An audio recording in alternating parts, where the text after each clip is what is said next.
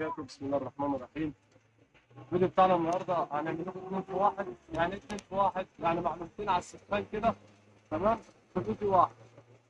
اول حاجه، الناس اللي بتركب الكربيراتير او بتيجي تعمل كربيراتير، بتغسله او بتنضفه او الكلام ده كله، وبتركب الكربيراتير طبعا كلنا عارفين ان هو بيبقى له فبره هنا، تمام، زي ما انت شايف كده بالظبط. دي فبره اهيت، ماشي، مكان الفبره، وده استك اهو، تمام كده.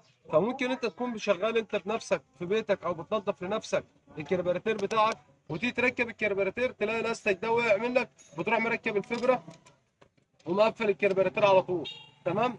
اقول لك دلوقتي، احب اقول لك ان انت كده الكربيراتير مش هيظبط صلانسي معاك، ومش هتدور معاك الا بالعافيه، ولو شلت لك من على البنزين هتبطل، هيبرجل معاك الدنيا كلها. طب ليه يا عم يسر؟ لان الكربيراتير ده انت مركبت الفبره كده والاستك ده مش موجود، بيمص هواء من تحت الفبره من هنا مهما تربط عليه، فيبقى اقول لك ان هو مش هيظبط صلانسي معاك، يعني ما هوش ظابط صلانسي. طيب اعمل ايه يا عم يسري؟ اول حاجه ان انت بعد ما بتخلص كربيراتيرك بتغسله، تطمن ان الاستك ده موجود بنفس الوضع ده كده بالظبط، تمام. وبتاكد ان تاني حاجه او تاني معلومه ان الاستك بتاع الفبره ده موجود، ان هو بيبقى المفروض زي الكربيراتير بالظبط، بيبقى استك بنفس الوضع ده كده، تمام. في ناس كتير طبعا الاستك ده بيبقى واقع منها او ما بتلاقيش استك تعمله، فبتيجي تبص وتروح حاطه ايه، راكبه زي ما هي او حاطه سيليكون بس. احب اقول لك ان ده في الرباط، السيليكون في الرباط احيانا بيروح باظ بره الفبره، فهتبص هتلاقي في تنفيذ برضه والصناصير مش مظبوط والدنيا هتبرجل معاك. يبقى احنا برضه رجعنا لنفس المشكله. يبقى اهم حاجه بعد ما بتخلص كربيراتيرك او بتقفله، عشان احنا اتكلمنا على الكربيراتير ده كتير وفي ناس كتير بتغلط نفس الغلطات. اتاكد ان بعد ما تغسل وتخلص ان الكربيراتير الفبره بتاعتك او الاستك بتاعك اللي جوه موجود، والاستك بتاع الفبره الثاني اللي هنا موجود.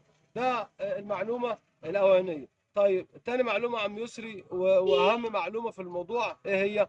الناس اللي بيجي لها بتبقى الكربيراتير بتاعها مربوط في المكنه، تمام، بيبقى مربوط وبتلاقيها بتنزل بنزين من الفايز من تحت. يعني بيبقى الكربيراتير بتاعتك مربوط في المكنه، وتدوس تلاقي بينزل بنزين من الفايز او بينزل من الفايز الصغير. طيب واحد زي مثلا زي اي زبون او واحد حب يشغل راسه شويه او الكلام ده كله، يبدا يعمل ايه؟ تبص تلاقيه عشان يعرف يمشي يقول لك انا هحل المشكله. طب هتحل المشكله ازاي يا عم الحاج؟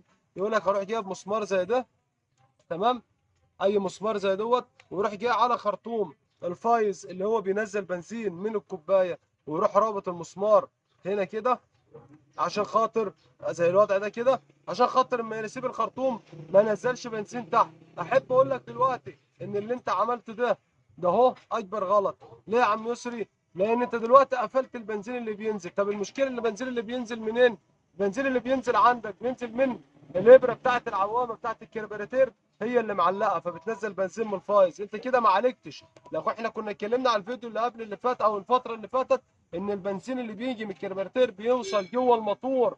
لما احنا فضينا الموتور، زيت الموتور، ولقينا البنزين بينزل في كتير، وزيت بتاع المكنه نزل يجي 5 4 لتر، ده ما كانش الزيت، ده كان البنزين الكافي او البنزين الزياده اللي هو دخل من الكربيراتير على الموتور من جوه. طب سببه بيبقى سبب ان هو واحد زي حالات حضرتك هو اللي عمل الموضوع دوت، ركب المسمار في خرطوم الفايز، اصبح ان العوامه ما قدرتش تتحكم، عماله تنزل في الفايز. كتمته انت، بدات تاخد البنزين توديه تدخله من غرفه الحريق بتاعته على الصبابات دخلته على المكنه من جوه، يبقى العوض على الله. يبقى انا بقول لك ان بنزينك كله اللي في التانك هينزل في قلب الموتور من جوه بسبب غلطه صغيره المسمار اللي انت عملته. طب يبقى ما البنزين عندي الكربيراتير يجيب بنزين من الفايز، اقف يا اما اروح للميكانيكي او الصنايعي بتاعي احل الكربيراتير بتاعي واشوف المشكله اللي في العوامه، ابدا احلها واركب كربيراتير عشان ما اوصلش للمرحله اللي احنا فيها ديت، او اللي احنا اتكلمنا عليها قبل كده، ان 3 4 لتر بنزين.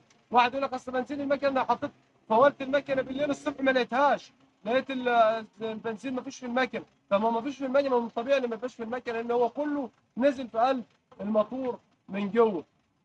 فنصيحه، احنا بنحاول ننصح على قد ما بنقدر وبنحاول نفيد على قد ما بنقدر ان انت ما تغلطش الغلطات دي. طيب ما تنساش طبعا انت اتفرجت على الفيديو او المعلومه خدتها عجبتك المعلومه، اعمل لايك واعمل شير للفيديو او اعمل متابعه. ما تنساش، لان في ناس احنا اتكلمنا كتير بتخش تتفرج تاخد معلوماتها وتطلع. احنا مش طالبين منك اكتر من ان انت تعمل لايك على الفيديو، وكتر الف خيرك. واستنونا الفيديو الجاي ان شاء الله مع يسرا ابو طبيخ، في جديد ان شاء الله، كل يوم جديد، في جديد توعيه للناس اللي هي صحابات التكاتك، اللي هي راكبه او معاها توك توك وعايزه تاكل عيش. فاحنا معاك لحد ما هتبقى سواق 100 ل1000، يا اما هتبقى ميكانيكي 100% على ايدينا ان شاء الله. ولايك ومتابعه الفيديو، والسلام عليكم ورحمه الله وبركاته.